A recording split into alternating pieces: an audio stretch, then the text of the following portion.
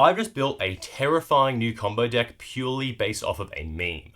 Longfang Grand Secretariat is a super scary commander. When a creature or a land we control dies, we get to put a 1/1 counter on a creature we control, and then we get to tell the whole table that there are no infinites in Ba Sing Se, but the whole deck is actually just infinites. The best way to break Longfang is with persist. When a creature with persist dies, if it had no -1/-1 counters on it, it comes back with one of those counters on it.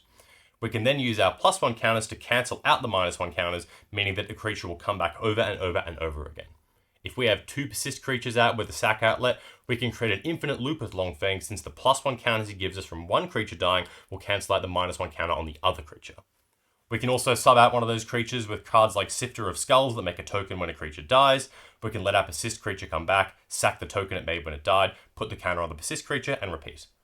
Lastly, Mikaeus the Unhallowed will give all of our persist creatures undying as well, which means they come back with either a +1 or a -1 counter, depending on which counter they had on them when they died.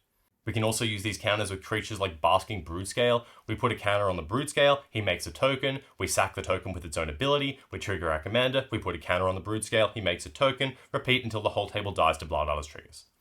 There's a few other creatures like this. Scurry Oak makes us a 1/1, Herd Bailiff makes us a 4/4. As long as we have a sack outlet and a Blood Artist, we can immediately close the game out. Or we can use cards like Yawgmoth to draw through our deck to find the missing combo pieces. These loops even let us sub out Longfang for similar creatures like Mazarek Kral Death Priest or Ivy Lane Denizen, which is super useful in case we get locked out of our commander.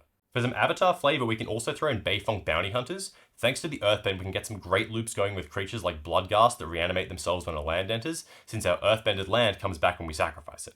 We can also go infinite with creatures like Pawn of Ulamog. We sack a spawn, they Earthbend a land for X = 0, the land immediately dies, which makes us a spawn, repeat, same goes for any other token generator like Sifter of Skulls, as long as we have a sack outlet for the land. There's also generic Golgari loops like Warren Soul Trader infinites. It goes infinite with Chatterfang, it goes infinite with Stride Hanger Automaton, it goes infinite with Queen of Queue Gourmet, it goes infinite with Forsaken Miner if we have a Blood Artist effect. Plus, we can throw in cards like Essence Warden or similar life gain options that will give us infinite life gain from our infinite tokens entering.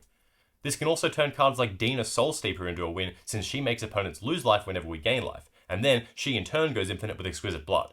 This deck goes crazy. It's like a weird layered combo deck. We just stack lots and lots and lots of different infinites on top of each other and then just play through our deck until we find a way to win.